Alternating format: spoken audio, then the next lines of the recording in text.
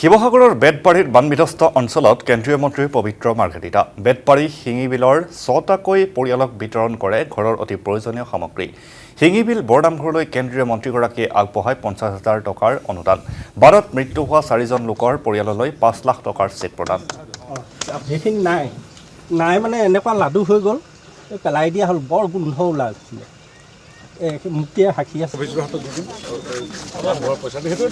ঘৰৰ পৰা এটা অৰিহণা টাইপ ভাবি ল'লে সাহায্য চাহায্য বেলেগ কথা, চৰকাৰৰ পৰা ঘৰ আহিব।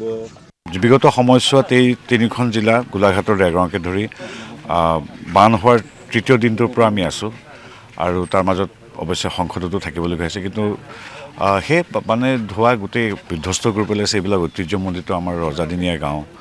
আৰু তাত অসম চৰকাৰে ইতিমধ্যে এছেছমেণ্ট আৰম্ভ কৰিছে, ছাৰ্ভে আৰম্ভ কৰিছে। গতিকে যি সাহায্য দিব লাগে সকলোবিলাক আজিও ১৫,০০০ টকাকৈ মুকলি কৰা হৈছে।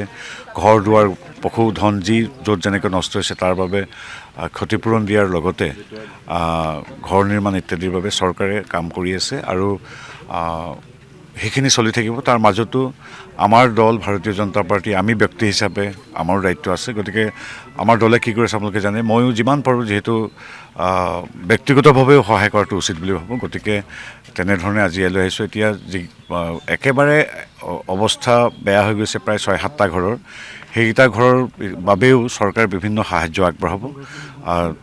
তাৰ আগে এইকেইদিনৰ বাবে অন্ততঃ আমাৰ জিলা সভাপতি ৰাইডঙীয়াৰ সৈতে আমাৰ পৰিয়ালৰ তৰফৰ পৰা কিছু আৰু জিলা সমিতিৰ পৰা কিছু অৰিহণাৰে আমি ঘৰকেইটাত টিংপাত বা যেনেকৈ যি সামগ্ৰী লাগে সেইখিনি দিয়াৰ ব্যৱস্থা কৰিছোঁ। আৰু আমাৰ যিটো ২০০ বছৰ পুৰণি নামঘৰ নহয় জানো, আমাৰ এইটো নামঘৰ ২০০ বছৰ পুৰণি নামঘৰটোতো আমাৰ ফালৰ পৰা ব্যক্তিগতভাৱে কিছু সহযোগ কৰিবলৈ চেষ্টা কৰিছোঁ। গতিকে দল, আমি, চৰকাৰ সকলো মিলি বিভিন্ন বেচৰকাৰী সংস্থা মিলি যেনেকৈ কাম কৰিছে তেনেকৈ আমি কৰিছোঁ।